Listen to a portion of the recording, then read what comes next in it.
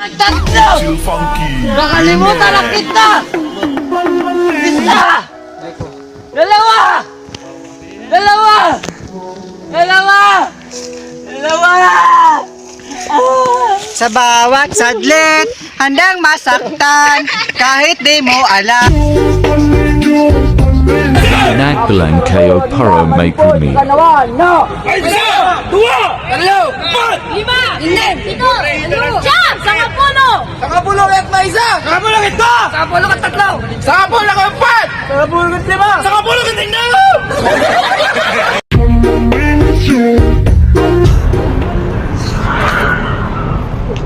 Boss, pwede ba magtanong, boss? Ano? Saan ba yung papuntang Quiapo? Quiapo? Oo. Diretsuhin mo lang, sir. Pagdating mo sa may kanto sa dulo, kaliwa ka. Pagkaliwa mo, mga unang kanto, kumanan ka. Oo. Tapos, pagdating mo dun sa may kanan, may McDo. Oo. Kumaliwa ka ulit. Oo, boss. Tapos may makikita kang pabrika ng sigarilyo. Oo. May makikita kang gwardiya dun sa labas, dun ka magtanong.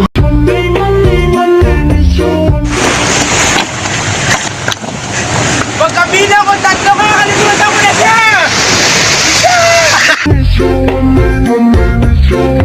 Siya pa rin po, siyempre naman. Ayun. Di sabihin mo kay Mr. Mahal na mahal mo siya. Hello, mahal. Huwag ka naman magselos. Ikaw ang mahal ko. Number 1 ka sa buhay ko. Huwag mo siyang number 1. Dapat siya na lang ang only one. My only one. Ipagsigawan mo ang kanyang pangalan. Ulitin mo. Ay, Bobby! Nandito na ako sa Wawawi. Sabi mo, ba't... Sino ang nagsabi ng salawikain na ang hindi marunong magmahal sa sariling wika ay daig pa sa bilasang isda? Ma'am? Uy, dali-dali naman yan eh. Si Berta nagtitinda ng isda sa palengke. Anong pangalan mo? Jose Rizal. Niloloko mo ba ako? No, ma'am.